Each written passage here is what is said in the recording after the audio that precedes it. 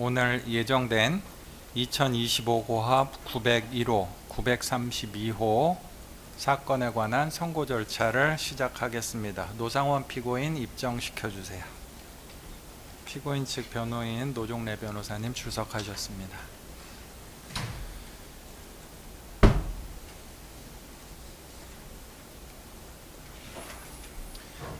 자, 노상원 피고인 잠시 일어서 주시겠습니까? 자, 생년월일이 어떻게 되나요? 주소가 있는데 맞습니까? 예, 맞습니다. 자, 지금부터 선고 절차 진행하겠습니다. 선고 절차는 통상 피고인 기립하에 진행되어서 시간이 조금 걸리긴 걸릴 텐데 서서 선고 절차 청취하시기 바랍니다. 네, 알겠습니다.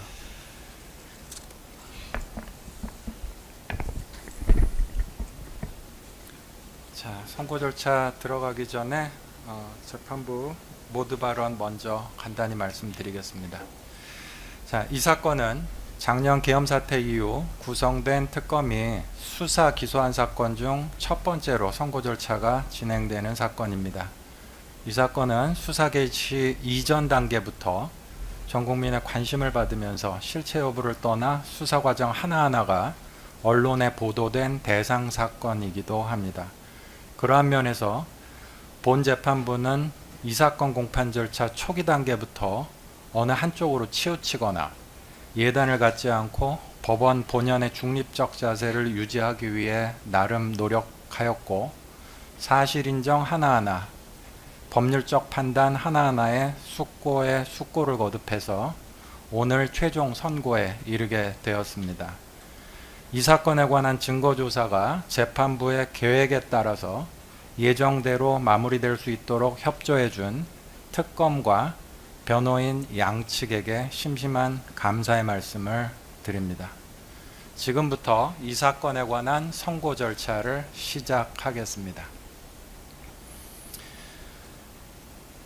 피고인 노상원에 대하여 검찰은 2025 고합 932호로 피고인이 진급 청탁 알선 명목의 비용조로 첫째, 2024년 8월 및 9월경 두 차례에 걸쳐 김모 대령으로부터 현금 1,500만 원과 상품권 600만 원 합계 2,100만 원 상당의 금품을 수수하고 2024년 10월경 구모 준장으로부터 현금 500만 원의 금품을 수수하였다는 혐의에 대해서 특가법상 알선 수재죄로 기소했습니다.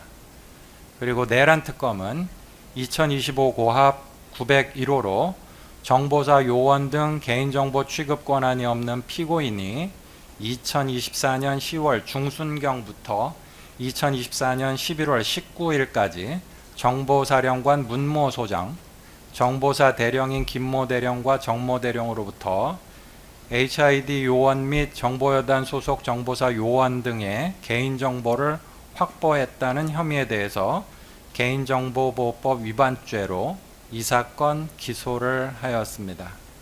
그러나 이 사건 범행은 육군 정보병과 장성 출신인 피고인이 민간인 지위에 있으면서도 현역 국방부 장관 등 군 인사권자와의 개인적 관계를 내세워 진급 심사에서 탈락해서 절박한 상태에 있던 후배 군인들의 인사에 관여하려는 시도를 하고 계엄 상황을 염두에 둔 준비 행위로서 이 사건 수사단 구성을 주도하면서 인사에 관해서 자신의 도움을 받고 있던 후배 군인들까지 주요 역할을 수행하도록 끌어들인 범행입니다.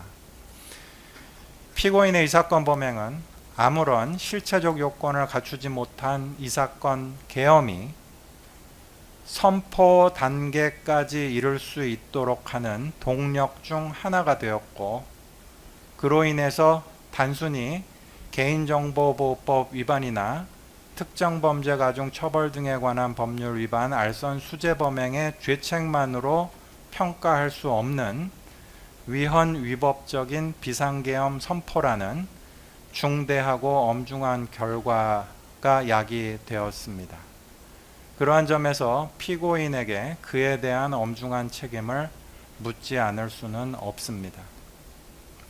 다만 피고인에 대해서 별도 공소 제기된 이 법원 2024 고합 1522호 사건이 특별검사법상 심리기간의 제한 등 문제로 병합되지 못한 채 진행되었는 바, 위 사건과 병합심리가 진행되었을 경우와의 형평은 피고인에 대한 양형 요소로 고려하여 피고인에 대한 최종 형량을 정합니다. 이상과 같은 이유로 피고인에 대해서 다음과 같이 최종 판결합니다. 피고인을 징역 2년에 처한다. 압수된 2025 고합 932호 사건의 증제 1호증, 8호증을 각 몰수한다. 피고인으로부터 2,490만 원을 추징한다. 자, 이것으로 이 사건 판결 선고를 마치겠습니다. 피고인은 이 판결에 불복이 있으면 7일 이내에 이 법원에 항소장을 제출할 수 있습니다. 이상으로 이 사건 판결 선고 절차를 모두 마칩니다.